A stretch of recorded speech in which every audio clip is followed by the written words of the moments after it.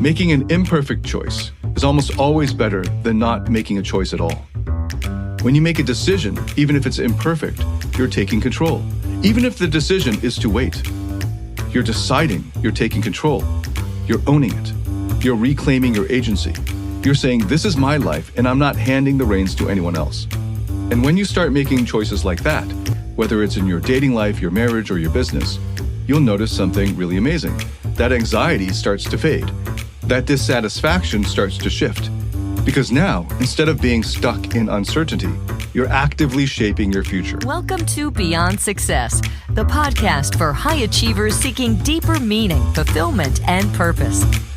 Now, here's your host, world-renowned leadership coach and therapist, Tian, Ph.D. In this episode, we're diving into a topic that can make or break your life, but so few people recognize it. I'm talking about the responsibility to choose. By the end of this episode, you'll understand how to finally take control of those decisions that you've been avoiding. Decisions that have been quietly eating away at your confidence, your relationships, and maybe even your sense of purpose. Because here's the truth that most people miss. Not choosing is a choice in itself. It's just the most dangerous kind. It's the decision to let someone or something else decide for you. It's how great leaders find themselves trapped in mediocre relationships. It's how smart, ambitious people wake up one day and wonder how their lives became so small, so disconnected, so stuck. And the stakes couldn't be higher. Avoiding choices in your relationships is a surefire way to build resentment, create distance, and lose the chance for real connection. Hesitating at work chips away at your clarity, your leadership, and your edge. The freedom to choose is where transformation can begin. And in this episode, we're going to break down how to make that happen. In case you don't know who I am, I'm Tian. For almost the past 20 years, I've been helping high achievers from over 87 countries find fulfillment, meaning, and happiness in their professional and personal lives. So in this episode, I've got three main points that we're covering today. And the first one is the hidden cost of not choosing. And this is not what most people expect. We all know that feeling of relief when we avoid making a decision. You're sitting at the edge of a tough call, whether it's about your career, a relationship, or something deeply personal. And instead of acting, you decide to just let it sit. Feels good in the moment, right? Like a weight off your shoulders. But the catch is that relief is temporary, like a sugar rush before the crash. It feels easier to stay in your comfort zone, of course, but that zone quickly becomes a prison. Avoidance might save you from short-term stress, but it comes at the expense of long-term clarity, progress, and your peace of mind. Greg McKeown, in his really great book, Essentialism, says that choice is an invisible power. It's your most valuable tool for shaping the life that you want. But when you refuse to choose, you give that power away. Suddenly, it's not you steering the ship anymore. It's other people, external circumstances, or whatever momentum happens to carry you. And then that's where the anxiety creeps in. Avoiding decisions doesn't mean you're free from the consequences. It just means you're stuck waiting for someone else to decide for you. And the longer you wait, the harder it becomes to feel like you're in control. And the anxiety builds and builds. Regret starts to creep in. You start questioning yourself. Why didn't I act sooner? Why didn't I take control when I had the chance? And let's not overlook how this plays out in your relationships. Indecision in dating or a relationship is a slow poison. You don't define what you want. You don't commit. Or maybe you're avoiding a tough conversation that needs to happen. That avoidance creates stagnation. It's like being stuck in neutral. There's no growth, no depth, no forward movement. And when that happens, trust erodes. Intimacy fades. The other person senses your hesitation, even if you never say it out loud. And whether they pull away or start pushing for answers, it creates a gap between you. A gap that's hard to bridge the longer it exists. Let's take this even further. As a leader, whether you're running a company, a team, or even your family or household, your indecision doesn't just affect you. It creates a ripple effect. People look to you for clarity, for vision, for decisive action. When you avoid choosing, you send an unspoken message that I'm not ready to take ownership or leadership. And that affects how people see you, how much they trust you, and ultimately how effective you are in that role. Maybe you're stuck in a relationship that's not fulfilling, but you're scared to leave. Or maybe you're afraid to fully commit to someone because it feels risky. That hesitation doesn't stay isolated. It spills into your work, your friendships, and your mental health. And the brutal truth is, not choosing itself is a choice. It's just a passive one.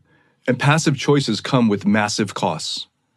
Costs that you might not feel today, but that will show up down the road when you least expect it. So what's the alternative? It's not about always making the right decision, because let's face it, that's pretty much impossible. Instead, it's about having the courage to make any decision, to take ownership of your life and your relationships, to be decisive. The act of choosing, even imperfectly, keeps you moving forward. It keeps you learning. It keeps you failing forward. It keeps you alive. Now, I know what some of you might be thinking. What if I choose wrong? And we'll get to that later, but here's a spoiler. Making an imperfect choice is almost always better than not making a choice at all. When you make a decision, even if it's imperfect, you're taking control. Even if the decision is to wait. You're deciding, you're taking control. You're owning it. You're reclaiming your agency. You're saying, this is my life, and I'm not handing the reins to anyone else. And when you start making choices like that, whether it's in your dating life, your marriage, or your business, you'll notice something really amazing. That anxiety starts to fade. That dissatisfaction starts to shift. Because now, instead of being stuck in uncertainty, you're actively shaping your future. So that's the first point, the hidden cost of not choosing. Avoidance might feel comfortable now, but it erodes your agency, your relationships, and your ability to lead. All right, let's dive into the second point, radical responsibility. This might be the hardest one to hear, but it's also the most empowering. Taking radical responsibility means owning your life, not just the parts that are easy to claim credit for, like your wins or your successes or the times you crushed it, but also the times that you didn't, the decisions you avoided, the mistakes you made, and maybe most importantly, the ripple effects of those inactions. Most people avoid this level of ownership. Why? Because it's uncomfortable. It's far easier to point to external circumstances like your workload or the timing or other people and say, that's why things didn't work out. It's not me. But here's the uncomfortable truth. Avoiding responsibility doesn't make those problems disappear. It just hands your power to someone else. Let me tell you where this hits hardest. Your relationships.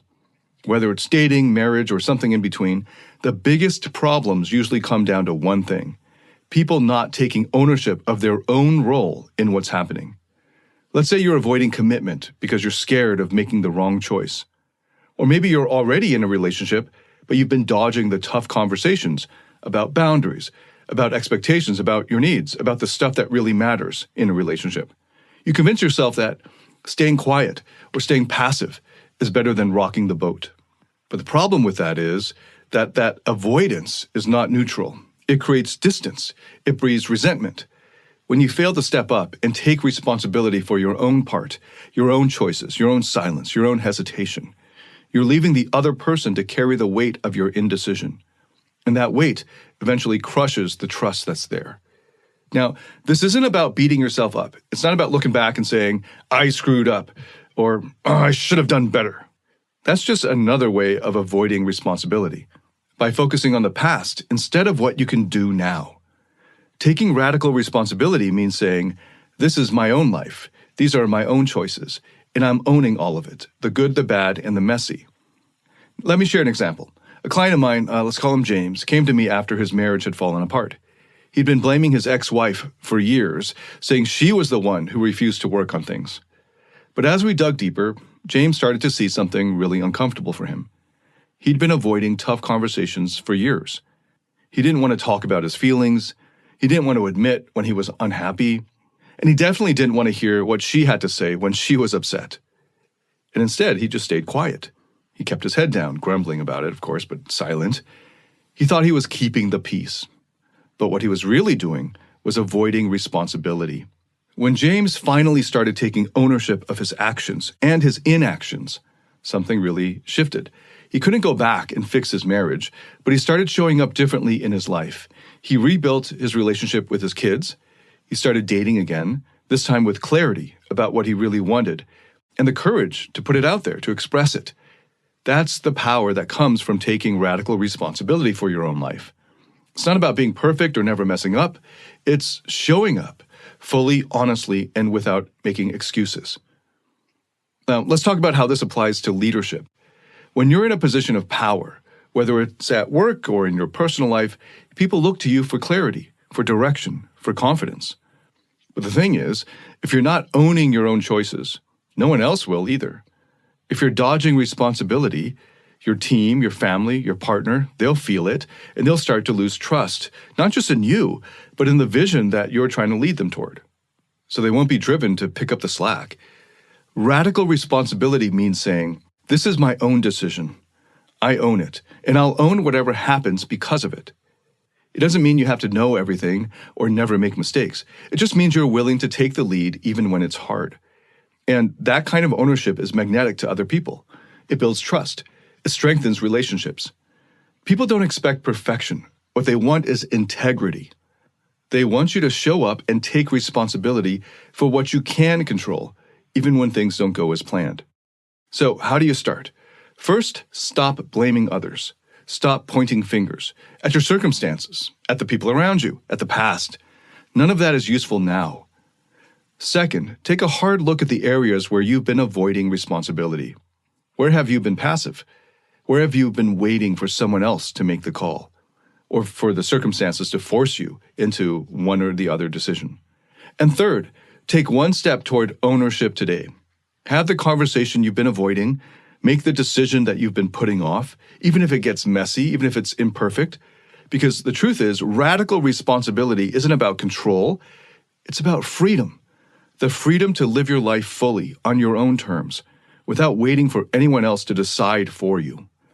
When you start taking ownership like that, you don't just transform your relationships, you transform yourself and your life. Hey, if you're an achiever who's been struggling when it comes to managing your emotions or navigating your relationships, I get it. So many high performers hit a wall when it comes to emotional mastery. Maybe you've noticed that stress, frustration, or anger is seeping into your personal or professional life, or you feel disconnected from those you care about. That's where my Emotional Mastery program comes in.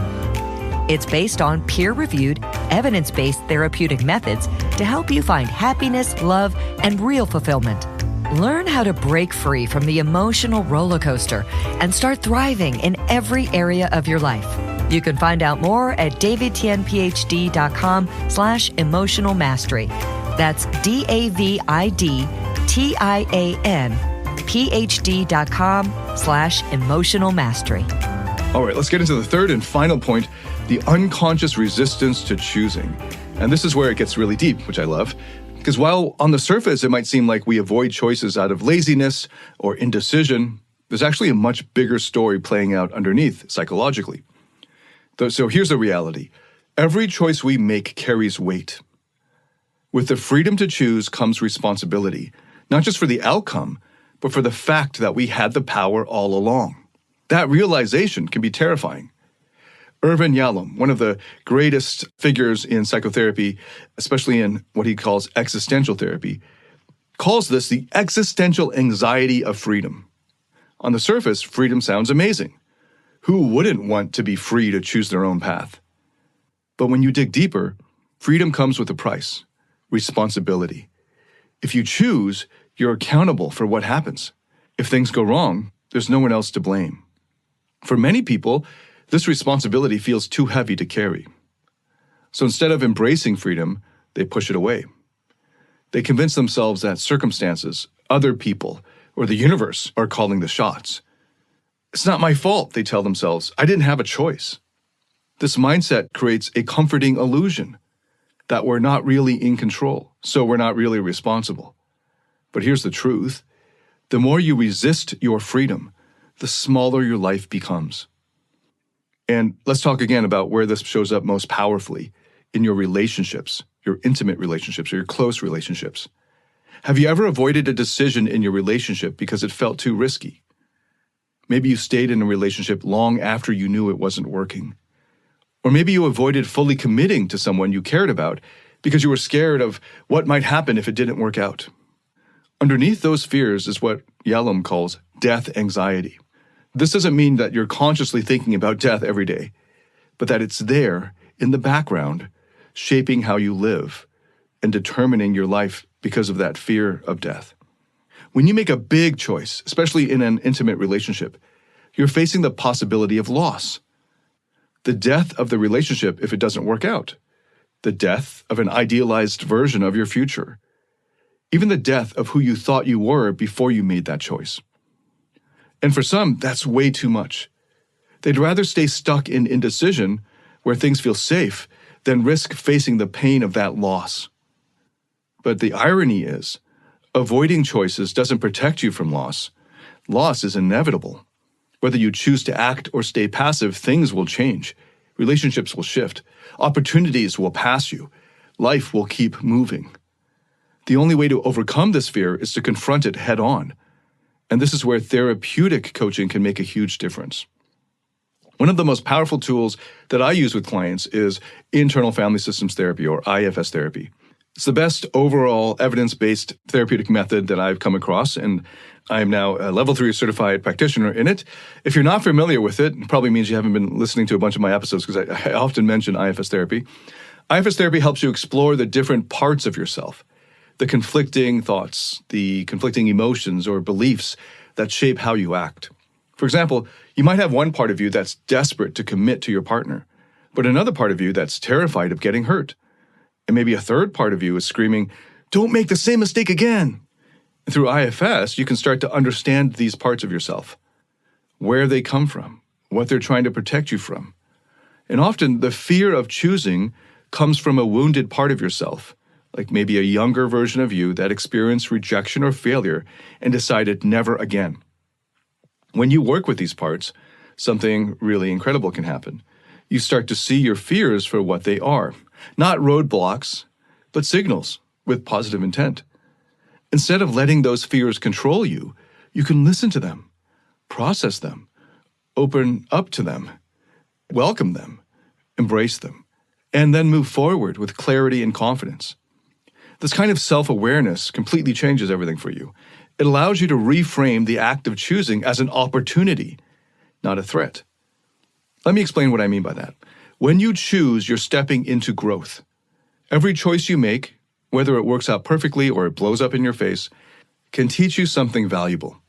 It helps you discover who you are, what you want, and what really matters to you. Avoiding choices, on the other hand, keeps you stuck in the same patterns. You don't grow. You don't learn. You don't move forward.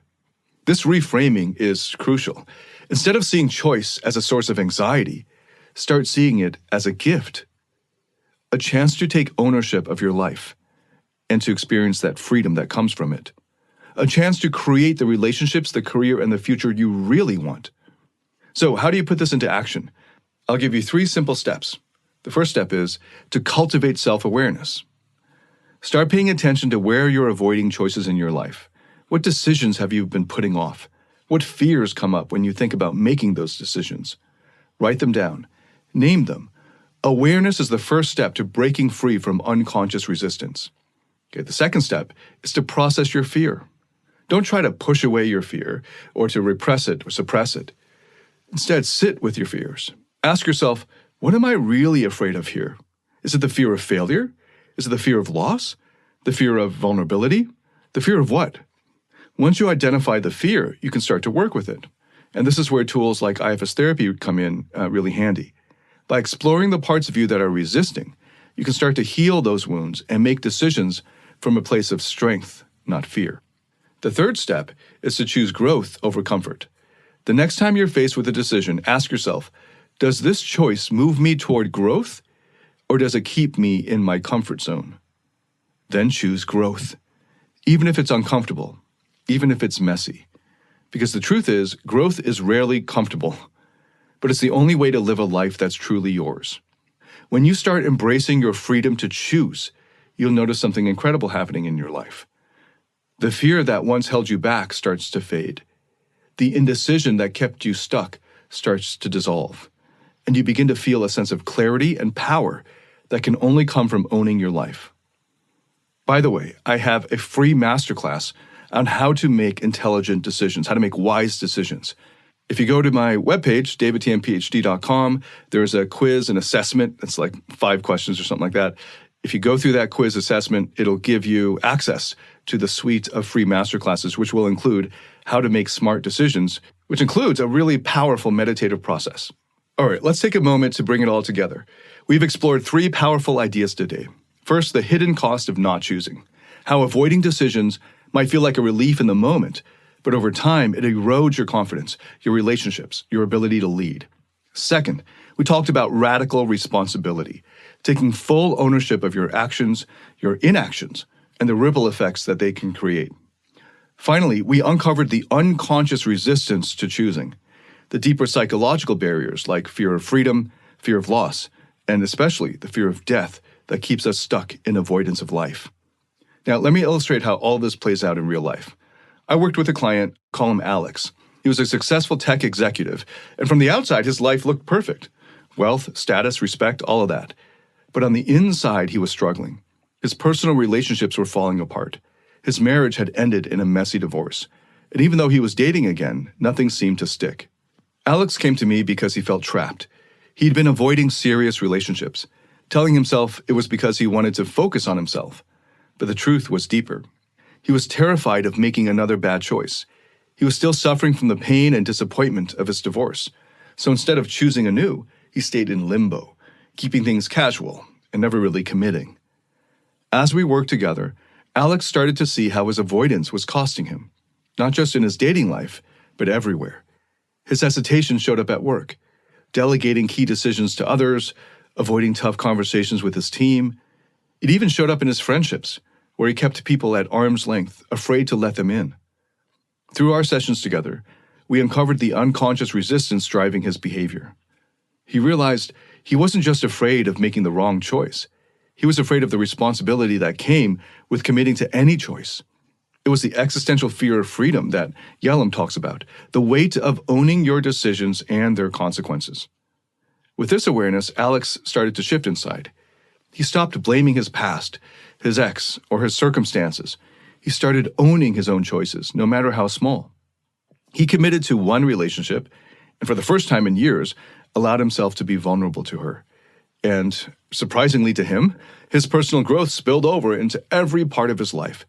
His confidence grew, his relationships deepened, and his leadership at work became sharper and more authentic. This is what happens when you take responsibility and embrace your own freedom to choose. It's not easy, but it is transformative. Thank you so much for listening. If this has helped you in any way, please share it with anyone else that you think could benefit from it.